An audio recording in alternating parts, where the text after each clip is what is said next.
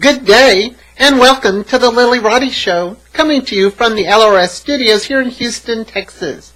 Thank you so much for joining me so I can share my astrological views with you. Well, as many of you know, we've had an enormous amount of rain in the last week, and I know many people were affected by the storm. This past week was a bad one for many. My heart goes out to those who lost loved ones, their homes, and their possessions.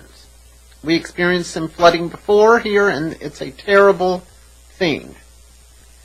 And of course, all those planets making contact with Neptune were the trigger to the storms. I usually see this happen in the winter when the planets make contact with Neptune and we have ice storms and blizzards. And of course, the Neptune influence had been, Neptune contacts had been hitting Houston's chart pretty strongly. If you would like to contact me, you can find me via Lillyroddyshow at AOL.com, Lillyroddyshow.com, or Lilly Roddy Show on Pinterest, Twitter, or Facebook. And I will post these sites to the YouTube page so you can get them from there as well. For this week, May 31st through June 6, 2015, we do have two long void times this week on Wednesday and Friday. And Mercury will eventually be going direct on June 16th, and that'll be the time to start your new projects. Well, let's look ahead at what's going on for next week. Sunday, May 31st. The moon transits Scorpio, a sign that rules regeneration, for the entire day. In the morning, the sun squares Neptune at 8:08 a.m. Typically, when these two planets combine, we're drawn inward to connect with our inner self or to commune with our inner spiritual goddess. All of us are much more psychically sensitive and may want to retreat from the day-to-day world. And with these two planets staying connected for the next couple of days, we may not feel very hopeful and will want to avoid negative or overly dramatic people. This can be an enjoyable time for a retreat, a visit to the spa, or just sitting at the beach watching the waves roll in and out. All of us will be feeling more energetic on Monday, but we'll be continuing to take it slow. The moon sextiles Pluto at 9:40 a.m. This could be an especially good morning to take on some weekend warrior chores. With Mercury retrograde and considering the overall effects of Neptune, all activities with this transit can seem like meditation. We're interested in meaningful conversations with people, not just chit-chat. The moon squares Jupiter at 12:31 p.m. We seek to get away from the idea of work this afternoon altogether. This is a beneficial time to look for diversion or entertainment. If the weather is right, it's a perfect time for a drive. Monday, June 1st. The day begins with the moon in Scorpio. She becomes void, of course, in Scorpio at 6:01 a.m. and remains so until she enters mind-expanding Sagittarius at 1:39 p.m. Try to plan your more important activities in the afternoon. In the morning, the moon trines Venus at 6:01 a.m. We feel positive and upbeat as we start our day, but we're definitely not in a hurry to get anywhere. It's a good morning to indulge in anything sweet. The moon is now void, of course, in Scorpio at 6:01 a.m. and will remain so for over 7 hours until she enters Sagittarius at 1:39 p.m. and is no longer void, of course. When the moon enters Sag, we might feel more restless and need to change the pace from what we've been doing. In the afternoon, the moon conjuncts Saturn at 3:31 p.m., one of my favorite aspects. We feel very focused this mid-afternoon. This can be the perfect time to deal with a difficult task or being more responsible. This planetary combination can make us feel more pessimistic and negative than usual. Don't overthink things by only considering the worst-case scenarios. Pay attention to your boundaries. Tuesday, June 2nd. The moon occupies Sagittarius, the sign of the truth seeker, for the entire day. This is a fairly energetic day, even with the morning's slow start. The moon opposes Mercury at 3:28 a.m. If you're awake, this is a productive time to organize, defrag your computer, or get rid of those pesky computer cookies. It could make for an active dream night, especially related to events about your past. The moon squares Neptune at 7:38 a.m. There are a few appropriate ways to handle this combination of planets. You could hit your snooze bar for the next 2 hours. You could start your morning with some yoga or meditation, or you could just take some time for yourself.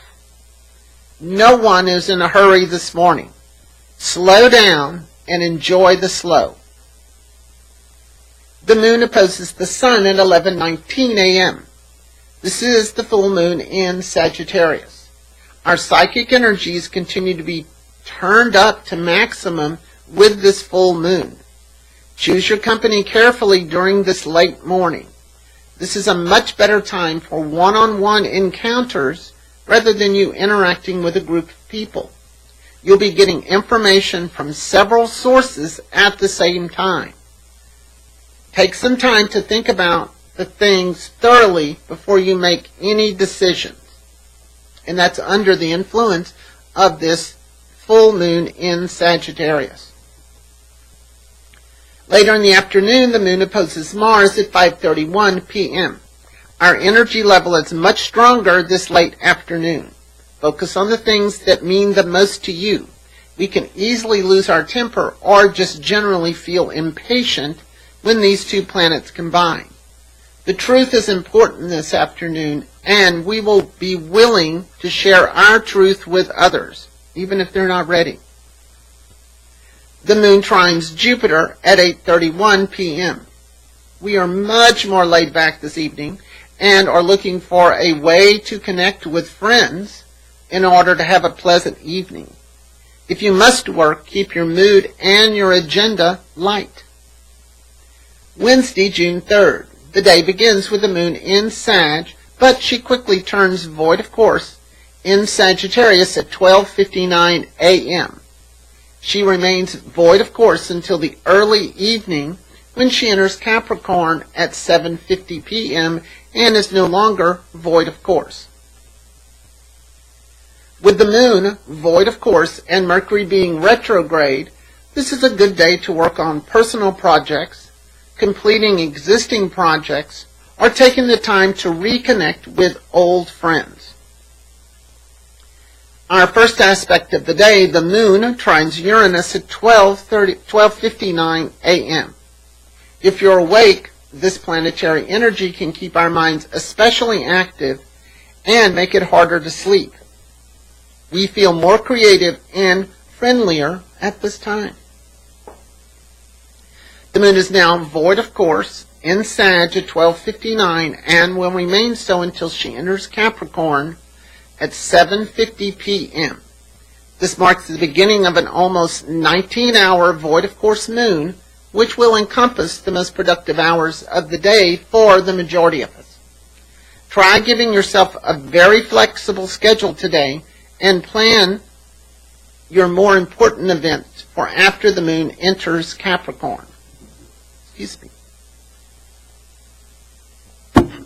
When the moon enters Capricorn at 7:50 p.m., we will feel more grounded and will want to be more productive with our time.